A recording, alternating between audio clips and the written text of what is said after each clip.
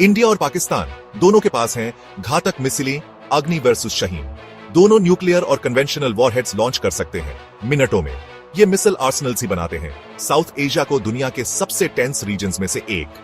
चलिए देखते हैं कौन है मिसाइल पावर में आगे, इंडिया या पाकिस्तान। स्प्रिंग 2025 कश्मीर में हमला, इंडिया ने ऑपरेशन सिंदूर लॉन्च किया।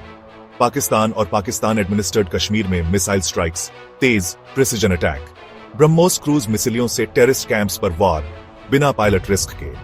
पाकिस्तान का फौरन जवाब, जेट्स गिराने के दावे, भारी शेलिंग तनाव चरम पर। मिसाइलें अब सिर्फ डेटरेंट नहीं, ये जंग के एक्टिव टूल्स हैं। ऑपरेशन सिंदूर साउथ एशिया को न्यूक्लियर वॉर के कगार तक ले आया। Subscribe the channel and like the videos. India और पाकिस्तान के मिसाइल प्रोग्राम्स अलग अलग एम्बिशंस को रिफ्लेक्ट करते हैं। इंडिया का एक्सपेंसिव है, जिसका मकसद ग्लोबल रीच है, जबकि पाकिस्तान का इंडिया को डेटर करने पर फोकस्ड है। इंडिया की अग्नि सीरीज, खासकर अग्निवीर, उसे इंटरकॉन्टिनेंटल कैपेबिलिटी देती है, जबकि पाकिस्तान की शाहीन और गौरी मिसाइलें यह सुनिश्चित करती हैं कि वह इंडिया में कहीं भी स्ट्राइक कर सके। इंडिया की ब्रह्मोस क्रूज मिसाइल, जो रूस के साथ डेवलप की गई है, दुनिया की सबसे तेज है और इसे जमीन, हवा, समुद्र या सबमरीन से लॉन्च किया जा सकता है, जो इंडिया को बेजोड़ फ्लेक्सिबिलिटी देती है। पाकिस्तान की बाबर और रात क्रूज मिसाइलें असरदार हैं, लेकिन धीमी और कम एडवांस्ड हैं। दोनों नेशंस मिसाइल डिफेंस में इन्वेस्ट कर रहे हैं, लेकिन इंडिया की 2 टियर शील्ड, जो रशियन और इजरायली सिस्टम्स से मजबूत है, अधिक कॉम्प्रिहेंसिव प्रोटेक्शन देती है। पाकिस्तान अपने HQ-9 सिस्टम के लिए चाइनाई टेक्नोलॉजी पर निर्भर करता है, लेकिन उसके डिफेंस इंडिया से पीछे है। नतीजा, इंडिया के पास साफ टेक्नोलॉजिकल एज है, लेकिन दोनों साइड्स एक खतरनाक बैलेंस में फंसे हुए हैं।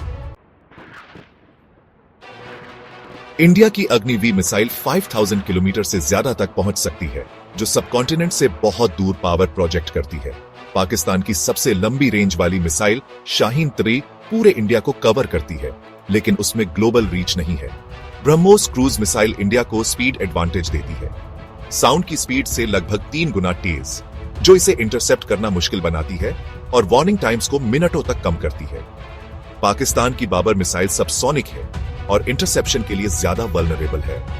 इंडिया का मल्टी लेयर्ड मिसाइल डिफेंस, जिसमें S-400 सिस्टम शामिल है, हमलों के खिलाफ एक मजबूत शील्ड प्रोवाइड करता है, जबकि पाकिस्तान का चाइनाई सप्लाई किया गया HQ-9 सिस्टम कम एडवांस्ड है। इंडिया का हाइपरसोनिक मिसाइलों पर चल रहा काम सिर्फ गैप को बढ़ाएगा। रेंज, स्पीड और डिफेंस में इंडिया की टेक्नोलॉजिकल लीड रीजन की स्ट्रेटेजिक कैलकुलेशंस को शेप करती है। इंडिया की मिलिट्री ग्लोबली चौथे नंबर पर है, जिसका डिफेंस बजट $86 बिलियन है, जो पाकिस्तान के $10.20 बिलियन से कहीं ज्यादा है। यह फाइनेंशियल मसल इंडिया को रूस, फ्रांस, इजराइल और यूएस से कटिंग एज टेक्नोलॉजी में इन्वेस्ट करने देती है, जबकि पाकिस्तान आर्म्स और एक्सपर्टीज के लिए चीन पर बहुत ज्यादा निर्भर करता है।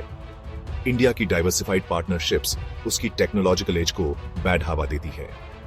चीन पर पाकिस्तान की निर्भरता उसके ऑप्शंस को लिमिट करती है, लेकिन उसके मिसाइल प्रोग्राम को कंपेटिटिव रखती है।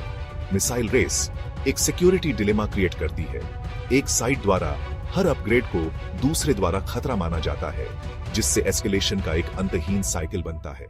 ऑपरेशन सिंदूर ने साबित किया कि यह राइवलरी कितनी तेजी से डेडली बन सकती है। जब तक मिसाइलें सिक्योरिटी की अल्टीमेट गारंटी बनी रहेंगी, साउथ एशिया में शांति एक धागे पर टिकी रहेगी। अगर आपको ये वीडियो पसंद आया हो तो सब्सक्राइब करें, लाइक करें और अपने दोस्तों के साथ शेयर करें।